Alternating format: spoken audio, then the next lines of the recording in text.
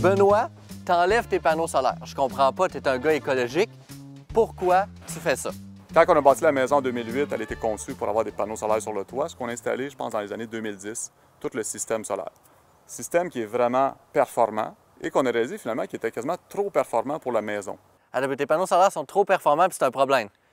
C'est un problème parce que on a installé des panneaux solaires thermiques. Dans ces années-là, on faisait beaucoup la promotion des panneaux solaires thermiques qui font de l'eau chaude. Alors, ils me produisent beaucoup d'eau chaude. Ouais. C'est un système qui me produit environ 1 500 $ par année d'énergie en eau chaude. OK, cool. Mais ça, c'est bon, ça, c'est rentable. C'est vraiment génial, tu sais. Ben, C'est rentable, écologique et rentable. effectivement, parce qu'on produit beaucoup d'énergie d'une façon écologique, Ouais. comme ça. En termes de rentabilité, ben, c'est un système qui, finalement, on pensait qu'il nous coûterait peut-être 12 000 $ qui a fini par, si on calcule tout, à peu près 20 000 $ d'investissement. OK. Fait que si on calcule 1 500 $ par année, ça prend quand même 13 ans, 14 ans à rentabiliser. Ouais.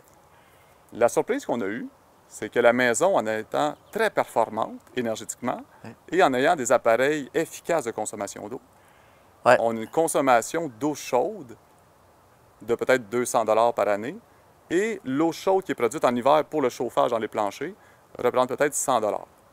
Fait que du 1 500 $ d'eau chaude que le panneau solaire nous produit, Ouais. il y en a seulement 300 que j'arrive à utiliser.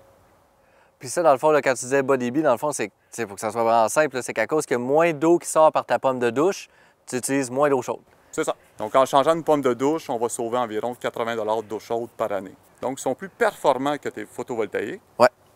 Parce que l'énergie solaire thermique, elle est plus facile à capter que l'énergie pour la transformer en électricité. Mais de l'eau chaude, on peut moins faire de choses avec ça, complètement de l'électricité. Un des problèmes de ces systèmes-là, c'est qu'en été, ils sont super performants.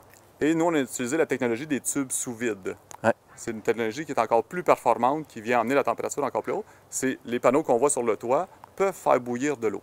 Bouillir de l'eau, j'envoie de l'eau froide dedans, le soleil frappe dessus, puis il sort de l'eau bouillante à l'autre bout. Mais tu ne veux pas avoir de l'eau qui bouille dans ton système parce que là, ça crée d'autres problèmes de tuyaux qui pourraient éventuellement exploser. Ouais, j'ai entendu parler de ça, ça s'appelle la technique Kaboom. Moi, j'ai déjà eu la chance dans ma vie qu'une voisine m'appelle et je suis à 2 heures de la maison en me disant « Benoît, c'est-tu normal?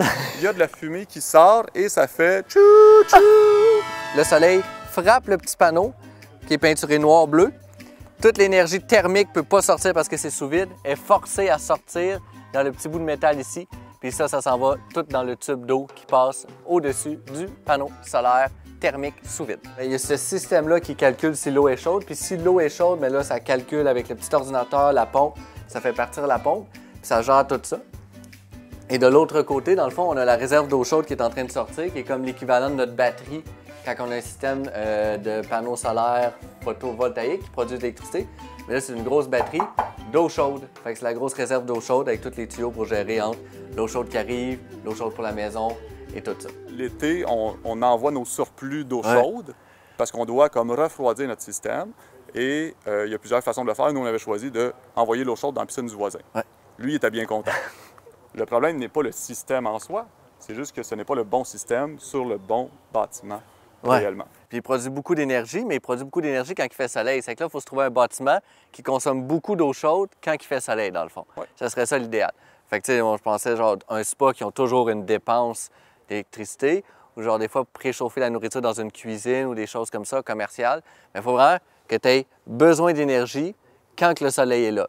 Parce que c'est vraiment dur de l'emmagasiner, cette énergie thermique-là. Ou si on avait, mettons, un 6 logements, que tu dis, OK, bien là, il y a 6 familles, fait que des besoins d'eau chaude, il y en a beaucoup plus, et c'est beaucoup plus régulier.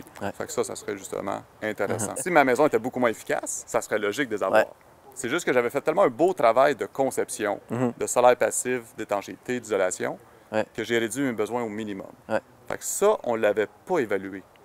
Donc, c'est là le défi des fois en disant, ben le panneau me produit 1 500 $ d'énergie par année, mais c'est est-ce que je vais l'utiliser au bon moment? Et cette réflexion-là n'a pas été faite.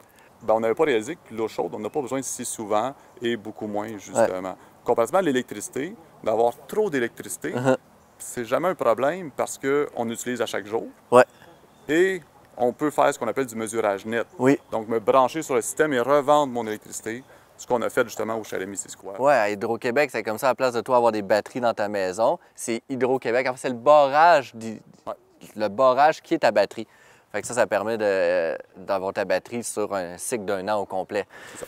Donc, c'est plus facile de revendre de l'électricité que de vendre de l'eau chaude. Je pourrais dire que c'est mon pire investissement à vie que j'ai fait. Les panneaux solaires thermiques pour une maison unifamiliale. Efficace. Ouais, OK. Fait qu'on va aller enlever ça, ces panneaux-là? Allons-y. Donc,